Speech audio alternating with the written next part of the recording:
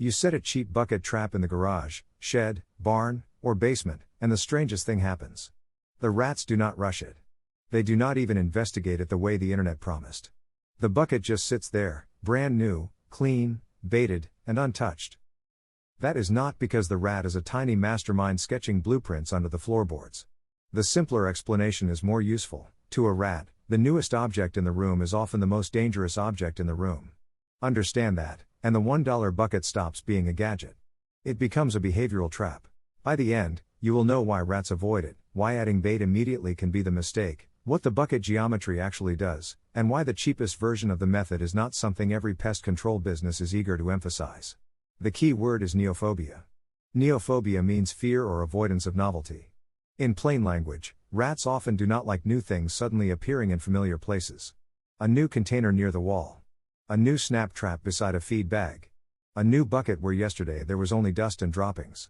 Many rats may avoid a new object for days, and sometimes even weeks, before they come close enough to test it.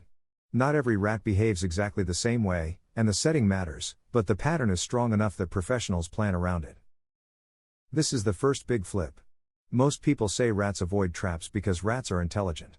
There is some truth in that, but it is not the most useful way to think about the problem. The better framing is that the rat is structurally paranoid around novelty. It is not looking at your bucket and thinking, ah yes, a trap. It is thinking, in rat terms, that was not here before. That is enough. This also explains why snap traps often fail. The failure is not always the spring, the bait, or the trigger. Often, the rat treats the whole new object as the danger before it ever touches the bait or mechanism. It studies the change from a distance for days or weeks, while the person who set it keeps wondering why the bait has not been touched. The trap has not even started yet.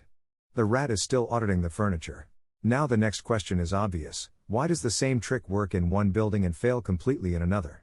Because rat suspicion is not one size fits all. Neophobia varies by species. Black rats, R. ratus, are even more neophobic than brown rats, R. norvegicus. That one difference can change how quickly the same bucket setup becomes normal enough for them to approach. The environment matters too. Urban colonies, surrounded by constant disturbance, are less neophobic than rural ones. A city rat is statistically less suspicious than a country rat, so the same trick can work at different speeds depending on context. That is why one person says, "I caught one the first night," and another says, "Nothing touched it for 2 weeks." They may both be telling the truth. Then there is smell, and this is where the bucket becomes even more suspicious than it looks. Rats have roughly 1,207 olfactory receptor genes. Dogs have 811. Humans have 396. That does not mean rats outperform dogs in every possible scent task, but it does tell you something important. Scent is a huge part of the rat's world. So when you place a new trap with bare hands, wash it with scented soap, or use a clean-looking plastic bucket straight from the store, you may see a harmless object. The rat may smell human scent, soap residue, and new plastic. Any one of those can be enough to trigger avoidance.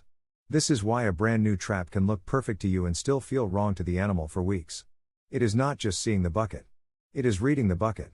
This is where professional timing differs from most DIY advice. Most online instructions tell you to build the trap, bait it, set it out, and wait.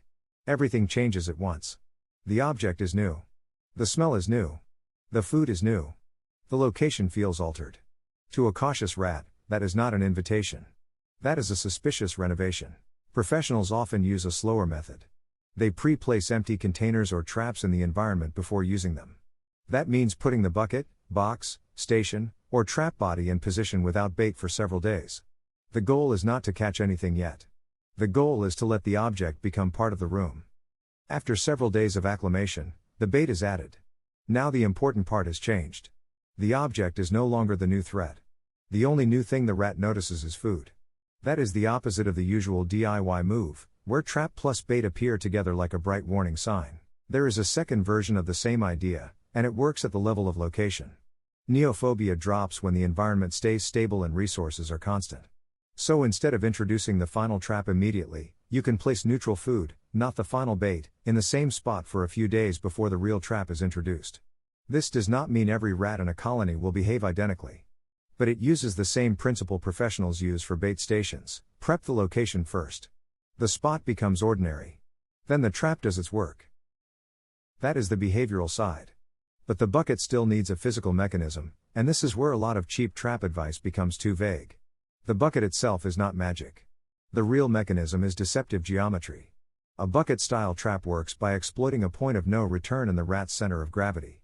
The animal approaches along a ramp, edge, or moving surface. For a moment, it feels like it still has footing. Then its weight passes the balance point. Once that happens, there is no way back. That is the mechanical trick. Not the price. Not the bucket as an object. The balance point. A greased rolling can create the same point of no return effect through rotation and loss of balance. The idea applies whether the setup uses a ramp, an edge, or a rolling can. The surface invites the animal forward until its weight commits farther than its body can recover. This is why some versions use a can spinning freely on a rod rather than a fixed ramp that tips. A fixed tipping ramp can work, but it gives the animal a more predictable surface. A freely spinning can work better because the rat can never find a stable foothold while walking across it. The surface is not just tipping once. It is refusing to become solid under the animal. That also reduces a specific failure, the chance of rats learning to bypass the obstacle. With a freely spinning can, the setup removes the possibility of an animal learning to jump past the obstacle after watching another rat fall. Again, this is not because the bucket is clever. It is because the footing is dishonest. But this is also where the cheap method can fail badly. Bucket size matters, especially with rats rather than mice. A bucket that is too small relative to the rats present becomes ineffective. Larger rats can climb back out. If the container does not match the animal you are dealing with, the mechanism may function for a smaller pest and fail for a larger one. There are documented attempts with large river rats where the animal used an undersized mechanism almost like a hamster wheel. That is not just user error. That is a rat size problem. The hardware can be cheap. It cannot be mismatched. The next failure point is more serious. What happens after the trap works? Rats can warn the rest of the colony about danger through chemical and behavioral signals. When a rat dies near a trap, other colony members can pick up alarm signals from that area. Those signals can make rats avoid the entire zone for weeks. This is why slow drowning is especially counterproductive. It can increase alarm signaling, and it creates a worse pest control outcome as well as a humane concern. Professionals prioritize a fast kill and quick removal rather than leaving the body there as proof that the trap worked. If you use any trap, keep it away from children and pets, check local rules, use gloves, and handle cleanup sanitarily. In a severe infestation, or anywhere disease risk is high, professional help may be the responsible choice. The point is not to be dramatic. The point is that a bad setup can educate the colony. Now we can answer the exterminators won't tell you part without turning it into a cartoon conspiracy. The real issue is not a mysterious technical secret. It is a structural conflict of interest. Professional pest control businesses often run on recurring monthly or quarterly contracts. That model is built around monitoring, repeat visits, maintenance, and continuing service. Sometimes that is exactly what a property needs, especially when the infestation is large, hidden, or tied to building conditions. But a one-time low-cost bucket method is the opposite of that financial incentive. A $1 bucket that solves the problem overnight, in the right setup and the right situation, does not fit comfortably inside recurring pest control revenue. That is the credible who benefits point. Not that every exterminator is lying. Not that professionals are useless. But that the cheapest behavioral method is not the product their business model is designed to sell. And the method only makes sense when you understand the full sequence. Do not treat the bucket like an instant gadget. Treat it like a new object entering a suspicious animal's territory. Stabilize the environment as much as possible. Pre-place the bucket or container so it becomes familiar before it becomes active. Condition the spot with neutral food for a few days if that fits your situation. Then introduce the real bait or mechanism after acclimation, so the only final novelty is food, not the whole object. Use a setup with the right geometry, the right container size for the rats present, and a mechanism that does not offer easy footing. Keep suspicious scent to a minimum without inventing chemical tricks. Check traps promptly, remove remains quickly and safely, and do not let the area become a warning sign. And expect different speeds.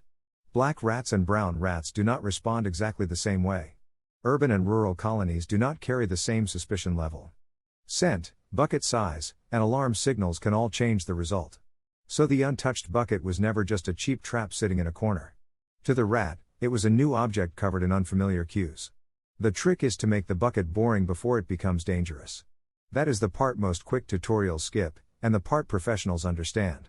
If you want more low-cost pest control mechanics explained without the hype, subscribe before you set the next trap.